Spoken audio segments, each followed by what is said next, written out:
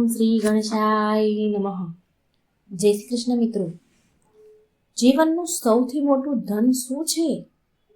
આ વાત જાણવા માટે પૂરી કથા, આ પૂરી વાર્તા આપણે સાંભળીશું કે જીવનનું સૌથી મોટું ધન શું છે. ખૂબ જ સરસ મજાનો આ વિડીયો છે, તો પૂરા અંત સુધી મારા વહાલા મિત્રો જરૂર જોજો. અને વિડીયો પસંદ આવે તો લાઈક અને શેર કરવાનું બિલકુલ ન ભૂલતા, અને ચેનલને સબસ્ક્રાઈબ જરૂર કરી દેજો. ઓમ નમો ભગવતે વાસુદેવાય. આજે આપણે એક વાર્તાના માધ્યમથી સમજીશું કે જીવનનું સૌથી મોટું ધન શું છે. કેટલાય લોકો દિવસ રાત મહેનત કરે છે, છતાં પણ ગરીબી દૂર થવાનું નામ નથી લેતી. અને બીજી તરફ ઘણા લોકો ઓછી મહેનત કરે છે, છતાં પણ ઘણું બધું ધન ભેગું કરી લે છે. શું તમે એવું વિચાર્યું છે કે આવું કેમ થાય છે? તો સાંભળો આ વાર્તા. આ વાર્તાના માધ્યમથી આપણે સમજવાની કોશિશ કરીશું કે અસલી ધન શું છે અને વ્યક્તિ કેવી રીતે તેને મળશે. અસલી ધનને કેવી રીતે એને મળી શકે છે. જો મિત્રો હજી સુધી તમે આ ચેનલને સબસ્ક્રાઈબ નથી કરી તો સબસ્ક્રાઈબ કરી લેજો અને વિડીયો અંત સુધી જોજો. સાથે મારી બની રહેજો. આ વાર્તાથી તમારી જિંદગીમાં કંઈક બદલાવ આવી શકશે. તો ચાલો સાંભળીએ વાર્તા. એક સમયની વાત છે.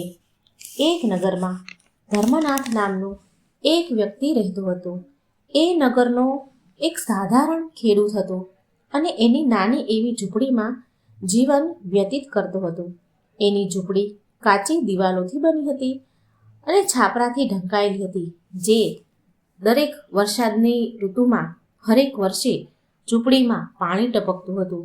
એના યુવાન દીકરા હતા, પણ એમાંથી કોઈ પણ કામ કરતા ન હતા. એ આખો દિવસ નગરની ગલીઓમાં સમય પસાર કરતા હતા. ધર્મનાથ રોજ સવારે ખેતરોમાં કામ કરવા જાય અને રાત્રે થાકેલો પાકેલો હારેલો ઘરે પાછો આવે અને ઘરે આવીને ભોજન બનાવે અને જમીને સૂઈ જાય. એક વખત તે ખેડૂત સાંજે ખેતી કરીને ઘરે આવી રહ્યો હતો. તેમને પાડોશમાં એક વૃદ્ધ માતા હતા. તેને બધા દાદીમાં કહીને બોલાવતા હતા. એ દાદીમાં ધર્મનાથ પાસે આવીને બેસી ગયા. દાદીમાં તેમની હાલત જોઈને તેમની ચિંતા થવા લાગી. દાદીમાં બોલ્યા, ધર્મનાથ, તું દિવસભર કેટલી મહેનત કરે છે, પણ તારી જિંદગીમાં કોઈ બદલાવ કેમ નથી આવતો? તારા દીકરા જુવાન થયા છે અને ઘરનો બોજ બધો જ તારા ઉપર છે. એટલે ધર્મનાથ નિરાશા ભર્યા અવાજે કહે છે, હે દાદીમાં, હું શું કરું? મારી પાસે કંઈ સાધન નથી. મેં મારા દીકરાને સમજાવવાની ઘણી કોશિશ કરી છે, પણ મારી હાલત એવી છે કે કોઈ કામ નથી કરતું. આ સાંભળી દાદીમાએ કહ્યું કે ધર્મનાથ, તારે પાસે પાંચ દીકરા છે. કમસે કમ એકના લગ્ન તો કરાવી દે. વહુના આવવાથી ઘરમાં ખુશીઓ આવી શકે છે. ધર્મનાથ ભારે મનથી કહે છે, દાદીમાં, મારા મોટા છોકરાના રાહુલના તો લગ્ન પહેલેથી જ મેં કરાવી દીધા છે, પણ તેની વહુ સરિતા સાસરીમાં ક્યારેય નથી આવી, કેમ કે મારી પાસે એને લાવવાનું કોઈ સાધન નથી. કેવી રીતે લાવું હું? દાદીમાએ ગંભીર અવાજમાં પૂછ્યું કે એને લાવવાની કોશિશ કેમ ન કરી તે? ધર્મનાથે માથું ઝુકાવીને કહ્યું કે મારી પાસે ના તો પૈસા છે, ના કપડાં છે, ના ઘરનો કોઈ સામાન છે. તેની સાસરીવાળા મારી ગરીબીનો મજાક ઉડાવે, એને એવું લાગે છે. દાદીમાને આવું એ કહે છે. ધર્મનાથ ખૂબ જ ઉદાસ છે અને ઉદાસી ભર્યા સ્વરમાં દાદીમાને કહે છે, મારી પાસે કોઈ સગવડ જ નથી, તો હું વહુને ઘરમાં કેવી રીતે રાખું? દાદીમાએ આ સાંભળી થોડી વાર વિચાર કર્યો અને પછી તેમની લાકડી પકડીને કહ્યું કે બેટા ધર્મનાથ, તું ચિંતા ના કર, હું તારી મદદ જરૂર કરીશ. તું કાલે સવારે રાહુલને મારી પાસે મોકલી દેજે. હું એને કપડાં અને થોડો સામાન આપીશ અને પછી એ લઈ અને તેની પત્ની સરિતાને પાછી લાવીને એનું જીવન બદલાઈ જશે. હું થોડું કપડાં અને સામાન આપું એટલે તારા દીકરાને રાહુલને સરિતાને તેડવા મોકલજે. વહુના આવવાથી જીવનમાં ઘણો બધો બદલાવ આવશે. ધર્મનાથની આંખમાં તો થોડી આશાની કિરણ જાગી. ધર્મનાથે બોલ્યો કે હે દાદીમા, તમે તો ભગવાનનું રૂપ છો, પણ મારી કિસ્મતને, મારા ભાગ્યને બદલવું કંઈ આસાન નથી.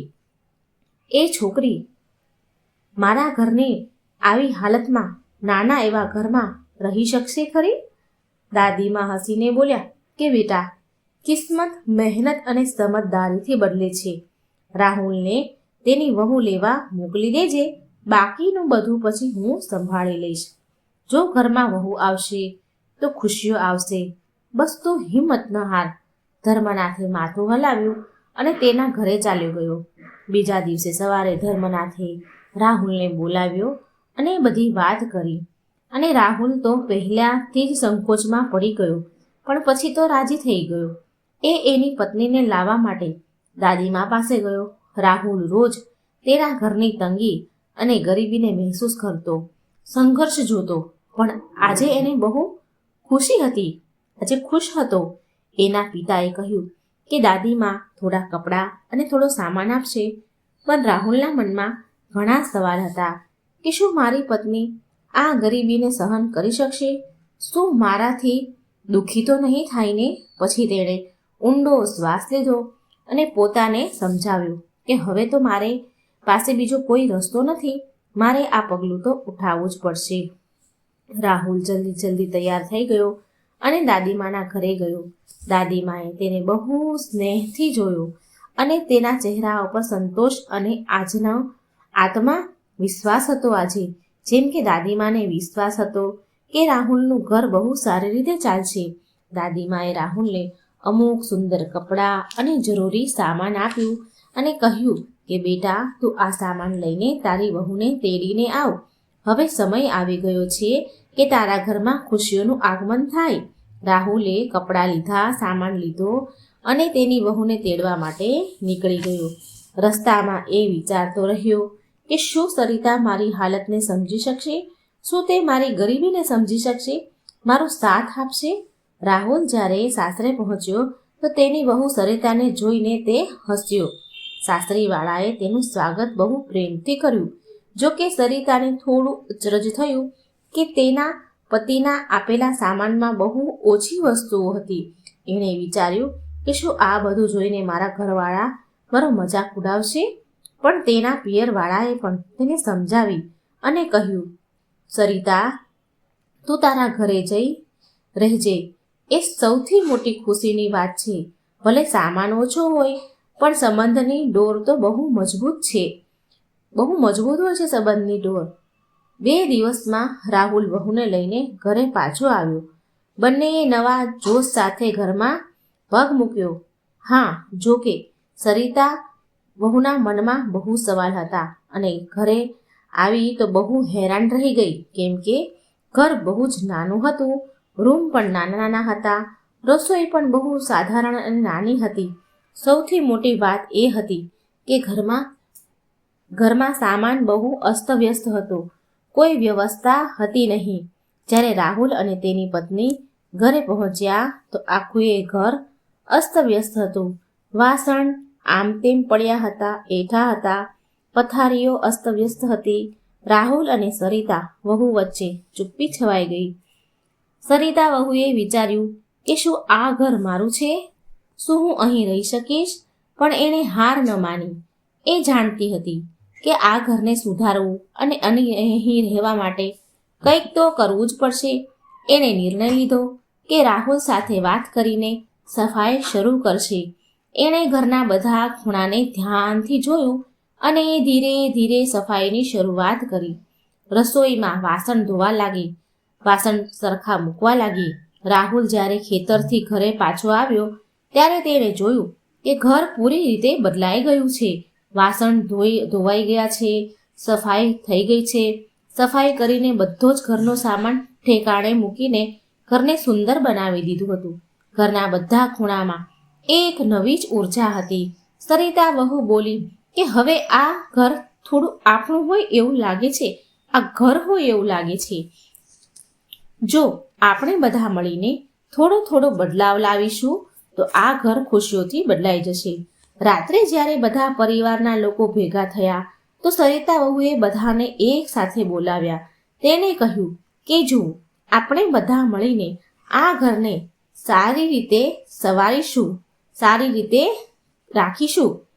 જો આપણે આમને આમ છોડી દઈશું આવી હાલત પર તો આ ઘરનો હાલ આવો ને આવો જ રહેશે. આપણે બધાએ મહેનત કરવી પડશે.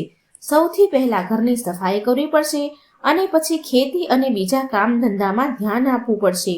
ધર્મનાથ, જે પોતાને તેની ગરીબીનું કારણ માનતો હતો, એણે તેની વહુની વાત સાંભળીને કહ્યું, સારું બેટા, પણ આપણી પાસે કોઈ સંસાધન નથી, પણ જો તારો વિશ્વાસ છે તો હું પણ કોશિશ જરૂર કરીશ. સરિતા વહુ હસીને બોલી કે ભલે, આપણી પાસે પૈસા અને સંસાધન ભલે નથી, કમાવાના સાધન ભલે નથી, પણ આપણી મહેનત અને સમજદારીથી બધું જ બદલી શકીએ છીએ. યાદ રાખજો કે સાચી મહેનત ક્યારેય બેકાર નથી જતી. આ સાંભળીને ધર્મનાથની આંખમાં તો આંસુ આવી ગયા અને બોલ્યા કે જો આપણે બધા મળીને એકજૂટ થઈને મહેનત કરીશું તો આ ઘર આપણા બધાનું ઘર બની જશે. બીજા દિવસે રાહુલ અને સરિતા વહુ ઘરના બધા જ કામમાં ભાગ લીધો. બધા જ કામ બંનેએ ભેગા મળીને કર્યા. સૌથી પહેલા રાહુલે એના ભાઈઓને બોલાવ્યા અને તેને ખેતરમાં મહેનત કરવા માટે પ્રેરણા આપી. સરિતા વહુએ ઘરની સફાઈને તેની દિનચર્યા બનાવી લીધી અને ધીરે ધીરે ઘરનો માહોલ બદલવા લાગ્યો. રસોઈ ઘરમાં હરેક વસ્તુ સારી રીતે ગોઠવેલી હતી, સાફ મૂકેલી. વાસણ ક્યારેય ગંદા હેઠા રહેતા ન હતા. ઘરનો હરેક વ્યક્તિ એના કામમાં પૂરી લગ્નથી વ્યસ્ત રહેવા લાગ્યા. પૂરે મનથી બધા કામ કરવા લાગ્યા. સરિતા વહુએ ખેતરમાં નવો પાક ઉગાડવાનો વિચાર કર્યો. થોડા સમય પહેલા ધર્મનાથ પાસે નાનો એવો જમીનનો ટુકડો હતો. એમાં વધારે કંઈ પાક થતો ન હતો, પણ હવે એણે એની જૂની આદતો બદલી નાખી. થોડા જ મહિનામાં ઘરની સ્થિતિમાં અદ્ભુત બદલાવ દેખાયો. પહેલા જ્યાં ઘરમાં ગંદકી અને ઉદાસી ભર્યું વાતાવરણ હતું, હવે ત્યાં ચોખ્ખાઈ, સફાઈ અને ખુશીનો માહોલ જોવા મળે છે. ખેતરોમાં હવે વધારે માત્રામાં પાક થવા લાગ્યો હતો. પહેલા જ્યારે રોટલી ઓછી પડતી હતી, હવે ત્યાં બધા માટે ભરપૂર ભોજન છે. ધર્મનાથે હવે મહેસૂસ થયું એને કે જ્યારે મહેનત અને સમજદારીથી કામ થાય છે ત્યારે ભાગ્ય બદલવામાં વધારે સમય નથી લાગતો. આ વાતનો એમને અનુભવ થયો, અહેસાસ થયો. સરિતા વહુ બોલી કે હવે આપણે બધા મળીને એકજૂટ રહીએ તો ગરીબીને પણ આપણે દૂર કરી શકીએ છીએ. સૌથી મોટી તાકાત આપણી મહેનત અને એકતા છે. હવે ધર્મનાથ પણ ઘરની સ્થિતિને સુધારવા માટે મહેનત કરવા લાગ્યા. બધા છોકરા પણ મહેનત કરવા લાગ્યા. તેમની વહુએ એને એક દિવસ કહ્યું કે પિતાજી, તમે જ્યારે કામેથી ઘરે પાછા ફરો ત્યારે ઘરે કંઈક ને કંઈક જરૂર લઈને આવ્યા કરો. આમ કરવાથી માત્ર ઘરમાં સામાન જ નહીં પણ મન પણ પ્રસન્ન રહેશે. ધર્મનાથ પહેલેથી જ એના દીકરાના વહુથી પ્રસન્ન હતા, એટલે હસીને બોલ્યા, ઠીક છે બેટા, હવે હું રોજ આવું જ કરીશ, કંઈક ને કંઈક લઈને જ આવીશ. ધર્મનાથ રોજ હવે જ્યારે ખેતરેથી કામેથી ઘરે આવે તો આવતી વખતે કંઈક ને કંઈક સામાન હાથમાં લઈ આવે. ક્યારેક તો ઘરની જરૂરિયાતની વસ્તુઓ લાવતા તો ક્યારેક નાની એવી ભેટ લઈને આવતા. ઘરમાં વસ્તુઓ વધવા લાગી અને બધાને શાંતિ, ખુશી મહેસૂસ થવા લાગી. બધા ખુશ રહેવા લાગ્યા. પણ એક દિવસ એવું બન્યું કે કોઈ સામાન વગર જ ઘરે પાછા આવ્યા. તો સરિતા વહુએ જોયું અને પૂછ્યું, પિતાજી, આજે તમે કંઈ ન લાવ્યા? ધર્મનાથ થોડા હેરાન થઈને બોલ્યા, વહુ બેટા, આજે કંઈ ન મળ્યું, બસ આ મરેલો વીછી મળ્યો તો આ લઈ આવ્યો. ધર્મનાથે વીછીને એક ખૂણામાં મૂક્યો. ઘરમાં જઈને પછી જમવા બેસી ગયા. પણ સરિતા વહુ વિચારમાં પડી ગઈ. એણે વિચાર્યું કે અરે, આ મરેલા વીછીને ઘરમાં શું કામ છે? આ બધી ઘટના વચ્ચે આકાશમાં એક વિશાળ ગીધ દેખાયું. તેની તેજ નજર દૂર દૂર સુધી જોઈ રહી હતી. એટલામાં ગીધની નજર તે ઝૂંપડી ઉપર પહેલા મરેલા વીછી ઉપર પડી. આ ધર્મનાથનો પરિવાર જ્યાં રહેતો હતો. ગીધે જોયું કે મરેલો વીછી પડ્યો હતો તો તેણે તેના ઝપટમાં લેવાનો વિચાર કર્યો. એ વીછીને પકડવાનો વિચાર કર્યો અને ધીરે ધીરે ગીધ નીચે ઉતર્યું અને વીછીને ચાંચમાં લઈને આકાશમાં ઉડવા લાગ્યો. વીછી એની પકડમાં હતો, પણ તેજ હવાના કારણે તેની ચાંચમાંથી કંઈક નીચે પડ્યું. એ એક સુંદર ઘરેણું હતું, હાર હતો. એ સીધો જઈને આ સરિતા વહુની ઝૂંપડીના આંગણામાં પડ્યો. સરિતા વહુ વિચાર કરી રહી હતી કે આ મરેલા વીછીનું શું કરવું. તે અચાનક હારને નીચે પડતા જુએ છે અને એ હેરાન રહી ગઈ અને બૂમ પાડી કે પિતાજી, પિતાજી, જુઓ આ શું પડ્યું છે. ધર્મનાથ પણ બહાર આવ્યા અને બોલ્યા કે આ તો કોઈ ઘરેણું લાગે છે. હારને નજીક રાખીને જોયું તો એ સોનાનો હતો અને હારને કારીગરીથી રાજઘરનો હોય એવો લાગ્યો. હારનું એકદમ બારીકીથી સરસ એ બનાવવામાં આવ્યો હતો, જાણે કોઈ રાજઘરનો હોય. સરિતા વહુએ એ હારને ઉઠાવ્યો અને ધ્યાનથી જોયું અને કહ્યું કે પિતાજી, આ હાર કોઈ સાધારણ નથી. આ હાર કોઈ રાણીનો હોય એવું લાગે છે. ધર્મનાથે ગંભીરતાથી હારને જોયો અને બોલ્યા કે આ હાર કિંમતી અને ખાસ છે. આ રાજ પરિવારથી જોડાયેલો હોય છે એવું લાગે છે. પણ આ હાર અહીં કેવી રીતે આવ્યો? આ વાત કંઈ સમજાતી નથી. આ હાર જે એક અનોખી ઘટનાના કારણે એના ઘરે આવ્યો હતો, એ એના જીવનમાં એક નવો વળાંક લાવી શકે એમ હતો. સરિતા વહુ બોલી, પિતાજી, આપણે આ હાર વિશે ગંભીરતાથી વિચારવું જોઈએ. કદાચ આ કોઈ સંકેત છે. આ હારને આપણે રાજા સુધી પહોંચાડી દેવો જોઈએ. ધર્મનાથે વિચાર્યું કે જો આ હાર સાચે જ રાજાનો છે તો આને પાછો આપવો એ આપણી ઇજ્જત અને આત્મસન્માનનો સવાલ છે.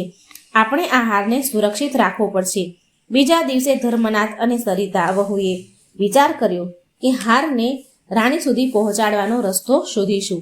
તેમણે એ વિચાર્યું કે જ્યાં સુધી આ મામલો થાળે ન પડે ત્યાં સુધી કોઈને પણ આ હાર વિશે વાત કરવી નહીં. પણ એના મનમાં એ સવાલ વારંવાર ઊભો થાય છે કે આ હાર રાજા પાસે કેવી રીતે પહોંચાડવું? શું આ હારનું કોઈ ઊંડું રહસ્ય છે? શું આ એના માટે કોઈ શરૂઆતનો સંકેત છે?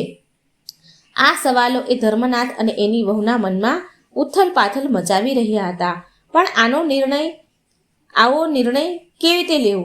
પણ એનો નિર્ણય લીધો કે હારને સાચા હાથમાં પહોંચાડવા માટે હરેક સંભવ કોશિશ કરીશું. બંને સસરાઓએ આવું ઠાની લીધું. હવે કહાની એક નવા મોડ ઉપર હતી. ઘરમાં આ બદલાવ સરિતાની ચતુરાઈથી થયો હતો. એક દિવસ સરિતા વહુએ એના પિતાજીને કહ્યું કે પિતાજી, હવે હું તમને એક યોજના બતાવીશ જેનાથી આપણી પરિસ્થિતિ પૂરી રીતે બદલી જશે. ધર્મનાથે ઉત્સુકતાથી પૂછ્યું કે શું યોજના છે બેટા? વહુ હસીને બોલી કે તમારે સાધુનો વેશ બનાવીને રાજાના મહેલમાં જવું પડશે. ત્યાં જઈને રાજા સાથે વાત કરજો. મને વિશ્વાસ છે કે આ હાર રાજાના ખાનદાનનો જ છે અને એની બહુમૂલ્ય ધરોહર પણ છે. ધર્મનાથે હેરાન થઈને કહ્યું કે આ તો બહુ સારો વિચાર છે બેટા, પણ શું આમ કરવું એ શક્ય છે? સરિતા બોલી, પિતાજી, જો આપણે સચ્ચાઈ અને નિષ્ઠાથી વાત કરીશું તો રાજા જરૂર સાંભળશે. બીજા દિવસે ધર્મનાથે વહુની વાતને ગંભીરતાથી લીધી.